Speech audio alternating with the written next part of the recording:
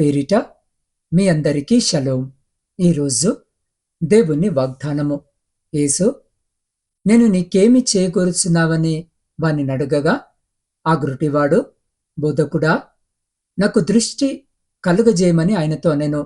Mark సువార్త 10వ అధ్యాయము 21వ వచనం. ప్రియ సహోదరి సహోదరులారా, ఈరోజు జీవాక్యము వినిచిన మీ అందరికీ మన ప్రభువును ప్రేరక్షకుడైన యేసు క్రీస్తు జీవము కలిగిన నామమున ఈ నూతన దినపు శుభములను వందనములను తెలియజేస్తున్నాను. ప్రియులారా, మన జీవితంలో ఎన్నో ప్రశ్నలు మనల్ని వెంబడిస్తాయి. ఈ లోకము అడిగే ప్రశ్నలు మనలను గందరగోళంలో పడేస్తాయి. కానీ ఈరోజు మనము వినబోతున్న ప్రశ్న లోకము నుంచి కాదు, సాక్షాత్తు యేసు ప్రభు నుంచి వచ్చిన ప్రశ్న. యేసు ఆ గ్రుడ్డివాడిని చూసి అడిగాడు, నేను నీకేమి చేకూరుచున్నావు అని. ఈ ప్రశ్న ఆయనకు తెలియని విషయం కోసము కాదు. ప్రభువుకి ఆ గ్రుడ్డివాడి అవసరము ముందే తెలుసు. అయినా ఆయన అడిగాడు. ఎందుకు అనంటే, ఆ ప్రశ్న ద్వారా ప్రభు ఆ గుడ్డివాడి విశ్వాసాన్ని వెలికి తీయాలని, మనసులోని కోరికను మాటలలో ప్రకటించాలని ప్రభు కోరుకున్నాడు. ఆ గ్రుడ్డివాడు సందేహించలేదు, ఆలోచించను లేదు, వాయిదా కూడా వేయలేదు. అతడు వెంటనే సమాధానమిచ్చాడు. ఏమని సమాధానమిచ్చాడు అనంటే, బోధకుడా, నాకు దృష్టి కలుగజేయము అని. అవును ప్రియులారా, ఈరోజు యేసు క్రీస్తు ప్రభు అదే ప్రశ్నను మనల్ని అడుగుతున్నాడు. నీ జీవితము ఎటుపోతుంది? ఎందుకు నీ జీవితము చీకటిగా ఉంది? ఏది నిన్నాపేస్తుంది అని. ఈరోజు ఈ వాక్యములో నుండి మనము ఏమి నేర్చుకోబోతున్నాము అనంటే, ఎందుకు యేసు క్రీస్తు ప్రభు ఆ ప్రశ్న అడిగాడు, ఆ గ్రుడ్డివాడు ఎలా సమాధానమిచ్చాడు, మనము ఈరోజు ఎలా సమాధానమివ్వాలి అని. ప్రియులారా, ఈ వాక్యము ఒక కథ కాదు, ఇది మన జీవితానికి ఆ ప్రభు ఇచ్చిన ఆహ్వానము. వినడానికి మాత్రమే కాదు, సమాధానమివ్వడానికి మనము సిద్ధముగా ఉందామా? ప్రియులారా, యేసు ప్రభు ఒకసారి యెరికో ప్రాంతానికి వచ్చాడు. వస్తే అక్కడ యెరికో ప్రాంతంలో బర్తిమై అనేటటువంటి ఒక గుడ్డివాడైనటువంటి భిక్షకుడున్నాడు. ఏదో ఒక చిన్న బట్టను అక్కడ అతడు పరుచుకొని దారి ప్రక్కన అటూ ఇటూ వెళ్లే వారిని అడుక్కుంటూ వారు వేసే డబ్బుతో బ్రతికేస్తున్నాడు. ఈలోపు ఒకసారి ఏమైందంటే, యేసు క్రీస్తు ప్రభువారు యెరికో పట్టణానికి వచ్చాడు. వస్తే చాలా జనసమూహము హడావిడిగా ఉంది. అప్పుడు గురుటి వ్యక్తి అడిగాడు కదా, ఏంటి హడావుడి? నాకు కళ్ళు లేవు, నేను చూడలేను కదా, అయ్యా దయచేసి నాకు చెప్పండి అని అడిగాడు. ఏంటి ఈ హడావుడి? ఎందుకు జనాలంతా ఇంత గందరగోళంగా ఉన్నారు? ఏమి జరుగుతుంది అని అడిగితే, ఆ ప్రజలు చెప్పారు కదా, అక్కడున్న వారు నజరేయుడైన యేసు క్రీస్తు ప్రభు ఈ మార్గం గుండా వెళుతున్నాడు, అందుకే ఈ సందడి, ఈ హడావిడి అని చెప్పారు. ప్రియులారా, అంతకుముందు బహుశా ఈ గ్రుడ్డివాడు యేసు క్రీస్తు ప్రభు గురించి విన్నాడో తెలుసుకున్నాడేమో, కానీ అతనికి ఆలోచన వచ్చింది. అతనికి ఒక అవకాశము దొరికింది కదా, ఈ అమూల్యమైన అవకాశాన్ని నేను పోగొట్టకూడదు అని గుండెల నిండా విశ్వాసము కలిగినటువంటి వ్యక్తి తప్పక తను బాగుపడతానని విశ్వాసము కలిగి పెద్ద పెద్ద కేకలు వేస్తున్నాడు. నజరేయుడైన యేసు, దావీదు కుమారుడా, నన్ను దాటిపోవద్దు అని కేకలు వేస్తున్నాడు. ప్రియులారా, పక్కనే ఉన్నవాళ్ళు ఉంటారు కదా, ఇప్పుడు ఏదో మన పని మనము చేసుకుంటూ పోతూ ఉంటే మనల్ని అడ్డగించేవారు, మన పట్ల ఆయాసపడేవారు, మనల్ని చూసి ఏడ్చేవారు, ఊరుకోమనేవారు బోలెడు మంది మన చుట్టూ కూడా ఉంటారు కదా. పని పాట లేనోళ్ళు, వారికేమి పని ఉండదు, అలా అడ్డుపడటానికే వారు చూస్తూ ఉంటారు. ఆ విధముగానే అక్కడ కూడా కొంతమంది ఉన్నారు. వారు ఊరకుండమంటున్నారంట. ఊరకుండు, ఎందుకు అలా అరుస్తావో, ఆయన ఏమి నీ అరుపులు వినడు, నీ దగ్గరికి రాడు, ఆయన వెళ్ళిపోతున్నాడు, నువ్వు ఆగు అని అన్నారో ఏమో తెలియదు కాని వారు ఊరకుండమని అడ్డగించినప్పటికీ కూడా ఈ గుడ్డి భర్తిమై ఎలాంటివాడు అనంటే వాళ్ళ మాటలు లెక్క చేయలేదు. మీతో నాకేంటి అని అనుకున్నాడు. ఎందుకో తెలుసా? సమస్య నాది, మేలు కలగాల్సింది నాకు, కాబట్టి ఈ అవకాశము పోతే మళ్ళీ నాకు దక్కదు అన్నట్టుగా విశ్వాసము కలిగి పెద్ద పెద్ద కేకలు పెడుతున్నాడు. దావీదు కుమారుడా, నజరేయుడైన యేసు, నన్ను కరుణించయ్యా అని కేకలు వేస్తున్నాడు. ప్రియులారా, భర్తిమై మాటలకు యేసయ్య ఆగిపోయాడు. దేవునికే మహిమ కలుగునుగాక. అవును రే సహోదరి సహోదరుడా, యేసయ్య ఆగిపోయాడండి. ఆగి తన పక్కన ఉన్న వాళ్లతో వెళ్ళి అతన్నిక్కడికి తీసుకురండి అని చెప్పాడు. వారొచ్చి, ఆయన నిన్ను పిలుస్తున్నాడు, రా, ధైర్యముగా ఉండు, పద అని అన్నారు. ఆ మాటలు అనేసరికి ఈ వ్యక్తి తను ఏదైతే బట్ట పరుచుకొని డబ్బులు అడుగుతున్నాడో ఆ మొత్తాన్ని అవతల పారేసి త్వరగా ప్రభు దగ్గరికి వచ్చాడు. వచ్చిన వ్యక్తిని యేసయ్య అడిగిన మాట ఏంటి అనంటే, నేను నీకేమి చేకూర్చున్నావు అని అడిగాడు. ప్రియులారా, నేనొక మాట చెప్పనా? ఇప్పుడు వ్యక్తికి కళ్ళు లేవని, అసలు ఆ వ్యక్తి కేకలు వేస్తుంది చూపు కోసమని యేసయ్యకు తెలియదంటారా? మీరే చెప్పండి. తెలుసా? తెలియదా? యేసయ్య ఎవరు? దేవుడు. ఆయనకు తెలియంది ఏముంటుందండి? పరిశుద్ధ గ్రంథంలో మనము చూస్తే అంజూరపు చెట్టు కింద ఉన్నప్పుడే నిన్ను చూశాను అని నతానియేలుతో యేసయ్య అనలేదా? నీకు నేనెలా తెలుసు అని నతానియేలు అంటే, అంజూరపు చెట్టు కింద ఉన్నప్పుడే నీవు నాకు తెలుసు, అక్కడే నిన్ను చూశాను అని అన్నాడు. అవును ప్రియులారా, ఇంకో సందర్భాన్ని చూస్తే యేసు క్రీస్తు ప్రభు మేడి చెట్టు కిందకొచ్చి కన్నులెత్తి పైకి చూసి, జక్కయ్య, త్వరగా దిగు, ఈరోజు నేను నీ ఇంట ఉండవలసి ఉంది అని అన్నాడు. చెట్టు మీద ఒక వ్యక్తి ఉన్నట్టు యేసయ్య ఎలా కనిపెట్టాడు? ఆ వ్యక్తి పేరు జక్కయ్య అని ప్రభుకి ఎలా తెలుసు అంటే, తెలుసు ఆయనకి, యేసయ్యకంతా తెలుసు. రే సహోదరి సహోదరుడా, దైవ లక్షణాలలో ఒకటి ఏంటంటే సమస్తము తెలిసి ఉండుట. అందుకే యేసు క్రీస్తు ప్రభువారు దేవాతి దేవుడు, మహాదేవుడు. అంతే, సమస్తము తెలుసు ఆయనకు. ఆయనకు తెలియంది ఏముంటుంది? ఆయనకు కనపడంది ఏముంటుంది? హృదయ లోతుల్లో ఉన్నది కూడా ఆయనకు తెలుసు. మనము పుట్టక ముందే మన జీవితమంతా ఆయనకు తెలుసు. ఒక్క మాట చెప్పాలనంటే ఆయన దేవాతి దేవుడు. ఈ వ్యక్తికి కళ్ళు లేవని, అసలు అడుగుతుంది చూపు కోసమే, దానికోసమే వ్యక్తి కేకలు వేసి అడుగుతున్నాడని యేసయ్యకు తెలియదంటారా? తెలుసు. కాని తెలిసినా కూడా యేసయ్య ఏమంటున్నాడు అనంటే, నేను నీకేమి చేయాలి అని అనుకుంటున్నావు అని అడిగాడు.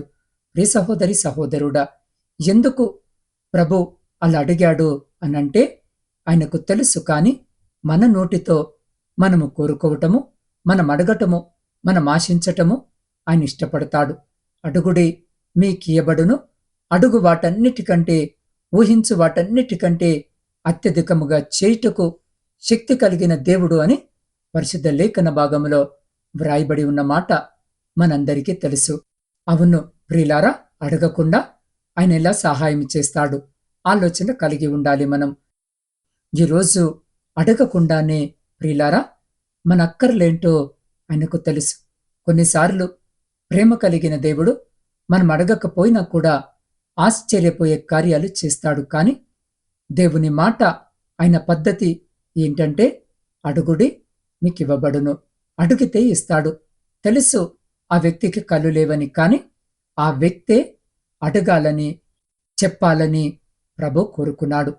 ప్రియ సహోదరి సహోదరుడా, ఈ ఉదయకాల సమయం ఈ వాక్యము వింటున్న నీవు అడుగుతున్నావా? నీకేం కావాలో, అసలు నీ కష్టమేంటో, నీ బాధ ఏంటో ప్రభుకి చెప్పుకుంటున్నావా? ఆయనే ఇస్తాడులేండి, ఆయన్నే చూస్తాడులేండి అని సాతాను భలేగా మనల్ని మోసము చేస్తాడు. ఒక్కోసారి ఆయనకు తెలియంది ఏముంది? కొంతమందిని నేను గమనించాను. కొంతమంది అంటారు, అసలు నేను అడగను, నా కోసము నేను అసలు ప్రార్థన చేయను, నాకేమి కావాలో అసలు అడగను, అది కూడా ఎలా చెప్తారు అనంటే పెద్ద గొప్పలాగా అసలు నేను అడగాల్సిన అవసరమే లేదు, ఆయనే చూస్తాడు, నాకు అవసరమైతే నేను అందరి కోసము విజ్ఞాపన చేస్తాను, కానీ నా కోసం మాత్రము నేనేమి అడగను, ఏమి అలా చేయను అని. ప్రియ సహోదరి, సహోదరుడా, ప్రిలారా, కొంతమంది ఉన్నారు, ప్రతి చిన్నది కూడా ఏది కావలసి వచ్చినా ప్రభుని అడుగుతా ఉంటారు. అడగమని ప్రభు చెప్పిన మాటలు ఉండగా నేను అడగనంటే ఎలా? అడగకుండానే కొన్ని గొప్ప కార్యాలు ప్రభు చేస్తాడు. కానీ మనం అడగాలని ప్రభు చెప్తున్నాడు. బైబిల్లో ఎన్నో విషయాలు మనము చూడగలం. ప్రాముఖ్యంగా యాకోబు పత్రిక 4వ అధ్యాయము 2-3 వచనాలను చూడండి. మీరు ఆశించుచున్నారు, కాని మీకు దొరకలేదు. నరహత్యలు చేయుదురు, మత్సరపడుదురు గాని సంపాదించుకొనలేరు. పోట్లాడుదురు, యుద్ధము చేయుదురు గాని దేవుని అడగనందున మీకేమీ దొరకదు. మీరడిగినను మీ భోగముల నిమిత్తము వినియోగించుటకై దురుద్దేశముతో అడుగుదురు గనుక మీకేమీ దొరుకుటలేదు అన్న వచనముల ప్రకారము మీరు దేవుణ్ణి అడగనందువలన ఏమీ పొందుకోలేకపోతున్నారని రాయబడి ఉంది. అక్కడ అడగకపోతే ఏమి పొందుతారు అనంటే, ప్రియ సహోదరి, సహోదరుడా, అనవసరమైనటువంటి పొరపాటు ఆలోచనలు కలిగి ఉండక ప్రభుని అడగండి. అడిగితే ఆయన చేస్తాడు. నేను నీకేమి చేయాలని నువ్వు అనుకుంటున్నావు అని ప్రభు ఈ ఉదయకాలం అడుగుతున్నాడు. ప్రియ సహోదరి, సహోదరుడా, నీకేమి కావాలి, ఏమి చేయాలని నువ్వు అనుకుంటున్నావో, నువ్వు అడుగుతున్నావని ప్రభు భర్తీమైని అడిగాడు. కాని భర్తీమై, అయ్యా, నువ్వు దేవుడవు కదా, నువ్వు గొప్పవాడివి కదా, నువ్వు ప్రార్థన చేస్తే నాకు చూపు వస్తుంది కదా అన్నంత నమ్మాను అంటే, నువ్వు చాలా గొప్ప దేవుడవు, మరి నాకేమి కావాలో నువ్వు అడుగుతున్నావా అంటే, నాకేమి కావాలో నీకు తెలియదా ఏమిటి అని అట్లాంటి ఆలోచనలు, అలాంటి ప్రశ్నలు అతనికి రాలేదు. కాని అతనికేమి కావాలో ప్రభువుని అడిగాడు. మీరు చూడండి, కావాలనంటే మళ్ళీ ఆ వచనాన్ని నేను చదువుతాను.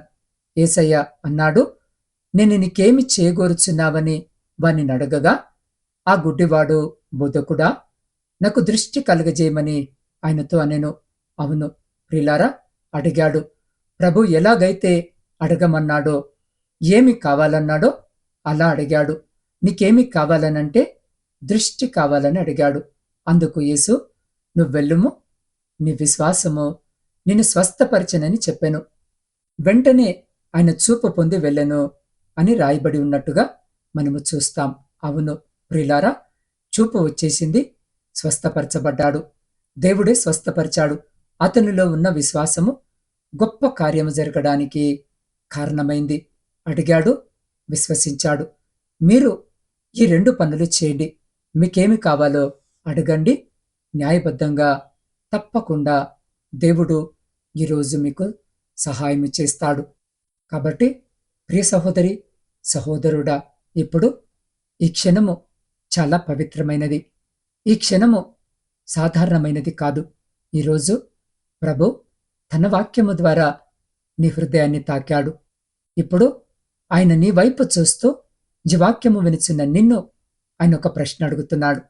నా ప్రియ కుమార్తె, నా ప్రియ కుమారుడా, నేను నీకేమి చేయాలని నువ్వు అనుకుంటున్నావని. ఈ ప్రశ్న జనసమూహానికి కాదు, ఈ ప్రశ్న వ్యక్తిగతంగా నీకే ఆయన నిన్నే అడుగుతున్నాడు. నువ్వు చాలా రోజులుగా ప్రార్థిస్తున్నావు, కానీ సమాధానము ఆలస్యమవుతుందని నిరాశపడుతున్నావు. కానీ ఈరోజు ప్రభు సెలవిస్తున్నాడు, నన్ను నమ్మి నా పాద సన్నిధిలో మోకరించు. ఎవరిని చూడకు, నీ పరిస్థితులను మాత్రమే చూడు, నీ హృదయపు లోతును మాత్రమే విను. ఈరోజు ఎవరికైనా చెప్పాలని అనిపిస్తే, ప్రభువా, ఇక నేను ఆగలేను నాయనా, ప్రభువా, ఇక నా భారాన్ని నేను మోయలేను, ప్రభువా, నీవు తప్ప నాకు మార్గము లేదు అని అనుకునేవారు ఇప్పుడే ప్రభు సన్నిధిలో మోకరించండి. ఉద్యోగము కొరకు ఎదురు చూస్తున్నారా? ఎన్ని దరఖాస్తులు పెట్టినా, ఎన్ని ఇంటర్వ్యూలు అటెండ్ అయినా ద్వారాలు తెరుచుకోవడం లేదా? అయితే రోజు ప్రభు సెలవిస్తున్నాడు, నేనే నీ మార్గమని. నమ్మకముతో ఆయన పాద సన్నిధిలో మోకరించు. వివాహము ఆలస్యమవుతూ మనసులో భారము మోస్తున్నారా? సమాజము ప్రశ్నలు, కుటుంబ ఒత్తిడి నీ హృదయాన్ని గాయపరిచిందా? అయితే రోజు ప్రభు సెలవిస్తున్నాడు, నీ కాలము నా చేతిలో ఉందని. విశ్వాసముతో ఆయన పాద సన్నిధిలో మోకరించి ఆయన వైపు చూస్తూ ఆయన నడుగు. సంతానము కొరకు కన్నీళ్లు పెట్టుకున్న నా ప్రియ తల్లిదండ్రులారా, డాక్టర్లు ఏమన్నారో సంబంధము లేదు. నీ రిపోర్ట్ ఏ విధముగా ఉందో, నీ రిపోర్ట్లు ఏమి చెప్తున్నాయో అవసరము లేదు. ఈరోజు ప్రభు నిన్ను అడుగుతున్నాడు, నీవు నన్ను నమ్ముతున్నావా అని. ఆయనను ఈరోజు నువ్వు నమ్మినట్టయితే ఆయన పాద సన్నిధిలో మోకరించి ఆయన అడుగు, ప్రభువా నా గర్భాన్ని ముట్టు నాయనా, నన్ను అడుగు. ఆయన నీ గర్భాన్ని ముడతాడు, నీకు గర్భఫలము దయచేస్తాడు. ప్రియ సహోదరి సహోదరుడా, ఆర్థిక కష్టాలతో అలసిపోయావా? అప్పుల లోటు, అవమానాలు నీ నిద్రను నీకు దూరము చేశాయా? ఈరోజు ప్రభు సెలవిస్తున్నాడు, నీ లోటును నేను తీర్చగలనని. నీ భయాన్ని విడిచిపెట్టు, నీ చింతను ఆయన మీద వేసి ఆయన పాద సన్నిధిలో మోకరించు. శరీర ఆరోగ్యము బలహీనమైందా? నొప్పులు, వ్యాధులు, భయాలు, స్వస్థపరచబడలేని రోగాలు ఏవి నిన్ను బాధిస్తున్నా, హింసిస్తున్నా, ప్రియ సహోదరి సహోదరుడా, ప్రభు సెలవిస్తున్నాడు, నీ విశ్వాసమే నిన్ను స్వస్థపరుస్తుందని. నీ స్వస్థత కోసము ఆయనను నమ్మి ఆయనపై ఆధారపడి ఈ క్షణము ఆయన పాద సన్నిధిలో మోకరించు. కుటుంబాలలో కలహాలు ఉన్నాయా? భార్య భర్తల మధ్య శాంతి లేకపోయిందా? భార్య భర్తలు విడిపోయారా? తల్లిదండ్రులు పిల్లల మధ్య దూరము పెరిగిందా? అత్తా కోడళ్ల మధ్య వైరము పెరిగిందా? ప్రభు సెలవిస్తున్నాడు, నేనే ఐక్యత కలిగించే దేవుని అని. ఈరోజు విశ్వాసము కలిగి ఆయన పాద సన్నిధికి రా. ఆయన పాద సన్నిధిలో మోకరించు. ప్రియ సహోదరి సహోదరుడా, ఇది నేను చెప్పే మాట కాదు, ఇది మనిషి పిలుపు కాదు, ఇది దేవుని ఆహ్వానం. నీ పాదాలు కదిపే ప్రతి అడుగు నీ విశ్వాసానికి సాక్ష్యం. ఇప్పుడు ఆలస్యము చేయకు, ఇప్పుడే ఆయన పాద సన్నిధికి రా. ప్రభు నీకోసము ఎదురు చూస్తున్నాడు. నువ్వడుగు, నేను ఇస్తానంటున్నాడు. అందుకే నువ్వు ముందడుగు వేయి, ఆయన పాద సన్నిధిలో మోకరించు. నేను నీ జీవితాన్ని మారుస్తానని ఆయన సెలవిస్తున్నాడు. కాబట్టి ఈరోజు జీవాక్యము వినిచిన నీవు, ఎవరైనా సరే, నీ సమస్య ఏదైనా సరే, ప్రియ సహోదరి సహోదరుడా, అది నీ శారీరక సంబంధమే కావచ్చు, అది ఎలాంటి సమస్య అయినా సరే, ఎలాంటి బాధ అయినా సరే, ఎటువంటి కన్నీరైనా సరే, ఇప్పుడే ఈ క్షణమే ప్రభు సన్నిధికి రా. మోకరించు. నువ్వున్న స్థితిలో, నువ్వున్న స్థలములో తలలు వంచి కళ్ళు మూసుకొని ఒక్క నిమిషము నాతో పాటు ప్రార్థనలో ఏకీభవించు. పరిశుద్ధుడా, ప్రేమ నమ్మకము కలిగిన మా ప్రియ పరలోక పరమ తండ్రి, మీ శ్రేష్టమైన జీవము కలిగిన ఉన్నతమైన నామాన్ని బట్టి స్తుతులు, స్తోత్రాలు, వందనములను చెల్లించుకొనిచున్నాం.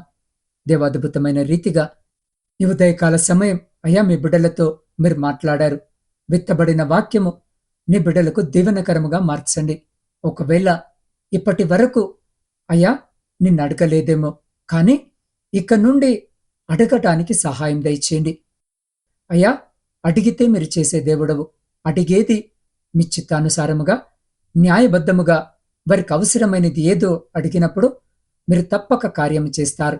అయ్యా, భర్తీమై జీవితంలో జరిగినటువంటి కార్యాలు, అద్భుతాలు ఈరోజు నీ బిడ్డల జీవితంలో కూడా కలుగునుగాక. ఈ ఉదయకాలపు దీవెనలు, ఆశీర్వాదాలతో నీ బిడ్డలందరినీ నింపుమని వేడుకొనిచున్నాం. దేవ, ప్రాముఖ్యంగా ఈరోజు జన్మదిన, వివాహ వార్షికోత్సవాలు జరుపుకొంచున్న ప్రతి బిడ్డ కొరకు ప్రార్థిస్తున్నాం. అయా, బిడ్డలను జ్ఞాపకము చేసుకోండి.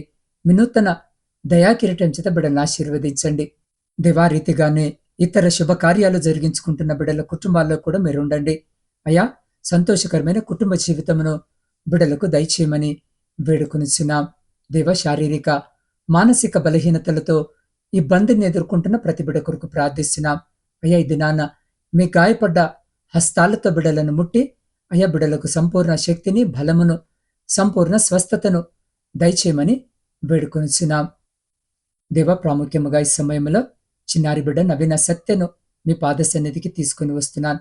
బిడ్డను తాకండి, శుద్ధి చేయండి. అయ్యా, రక్త క్యాన్సర్ అనే ప్రతి వ్యాధి నుంచి బిడ్డకు స్వస్థత దయచేయండి. మీ పరిశుద్ధ నామములో తన శరీరంలో ఉన్న ఆ రక్త క్యాన్సర్ కణాలన్నిటినీ అయ్యా గద్దిస్తూ ఉన్నాం. చిన్న బిడ్డ శరీరానికి కొత్త జీవన శక్తిని విడుదల చేయమని వేడుకొంచున్నాం. ప్రభువా, సిద్ధు కొరకు ప్రార్థిస్తున్నాం. 2 కిడ్నీలు ఫెయిల్ అయి అయ్యా డయాలసిస్ చేసుకొని ఉండగా కుమారుని మీరు జ్ఞాపకం చేసుకోండి. అయా, కిడ్నీలను మీరే తాకి పని చేయని ప్రతి భాగాన్ని మీ పరిశుద్ధ నామములో జీవింపచేయమని మీ పరిశుద్ధ పాద సన్నిధిలో వేడుకొనిచున్నాం. డయాలసిస్ భయము తొలగించి సంపూర్ణ స్వస్థతను దయచేయమని వేడుకొనిచున్నాం. దేవా, విధముగా గొంతు క్యాన్సర్ చేత బాధపడుతున్న సహోదరుడు దయారత్నం కొరకు ప్రార్థిస్తున్నాం. తన గొంతును మీరే తాకండి.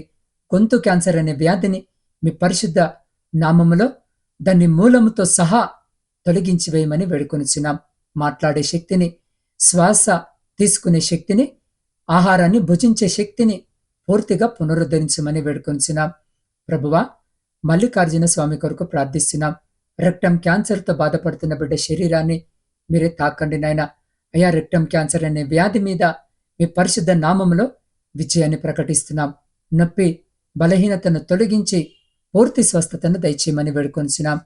అయ్యా, సహోదరుడు రాంబాబు కొరకు ప్రార్థిస్తున్నాం. అయ్యా, వెన్నుముక దెబ్బతిని నరాలు బలహీనపడి లేవలేని స్థితిలో మంచానికే పరిమితమైన బిడ్డని పాద సన్నిధిలో పెడుతున్నాను. అయ్యా, మీ పరిశుద్ధ నామమున అయ్యా దెబ్బతిన్న నరాలను, ఎముకలను, కండరాలను పునరుద్ధరించుము. నడవలేని స్థితిని నడకగా మార్చమని వేడుకొనిచున్నాం. దేవ, బిడ్డలందరినీ నీ బలమైన చేతులు అప్పగిస్తున్నాం. డాక్టర్ల నివేదికల కన్నా నీ వాగ్దానాల మీదనే మేము విశ్వసిస్తున్నాం. ఆయన పొందిన గాయముల చేత మనకు స్వస్థత కలిగేదనన్న మీ వాగ్దానము పట్ల మేము విశ్వాసముస్తూ ఈ క్షణములోనే స్వస్థత, పునరుద్ధరణ మీ పరిశుద్ధ నామములో విడుదల కావాలని ప్రార్థిస్తున్నాం. దేవా, భారతదేశము కొరకు ప్రార్థిస్తున్నాం. నాయకులు, అధికారులను జ్ఞాపకము చేసుకోండి. మీ జ్ఞానము చేత నింపండి. సామాన్య ప్రజలందరినీ కూడా జ్ఞాపకము చేసుకోండి. సహోదర భావము కలిగి ఐక్యమత్యముతో కలిసి జీవించే కృపను దయచేయండి. దేవారీతిగానే నా ఆత్మీయ కుటుంబ సభ్యులందరినీ మీ పరిశుద్ధ పాదాల చెంత పెడుతున్నాను. ప్రతి బిడ్డను జ్ఞాపకం చేసుకోండి నాయన. అయ్యా, ఎంతో విశ్వాసము కలిగి బిడ్డలు నా తండ్రి ప్రతి దినము ఉదయము రాత్రి వాక్యాన్ని వింటూ ఆత్మీయంగా బలపడుతూ ప్రార్థనలో ఏకీభవిస్తూ వారి ప్రార్థన మనవులు నాకు తెలియజేసినారు. అటువంటి ప్రతి ప్రార్థన విన్నపాన్ని ఈ రాత్రి మీ పరిశుద్ధ పాదాల చెంత పెడుతున్నాను. అయ్యా, వారి ప్రతి ప్రార్థన విన్నపాన్ని మీరు ఆలకించి అంగీకరించి మీ ఆకాశపు వాక్యాలను విప్పి మీ సమృద్ధికరమైన దీవెన ఆశీర్వాదాల చేత బిడ్డల జీవితాలను, కుటుంబాలను దీవించి ఆశీర్వదించి తృప్తిపరిచి మీ కృపల భద్రపరుచుకొని ముందుకు నడిపించమని మా రక్షకుడును మీ ప్రియకుమారుడైన యేసు క్రీస్తు జీవము కలిగిన నామమున ప్రార్థించి స్తుతించి అడిగి పొందుకొని ఉన్నాము తండ్రి.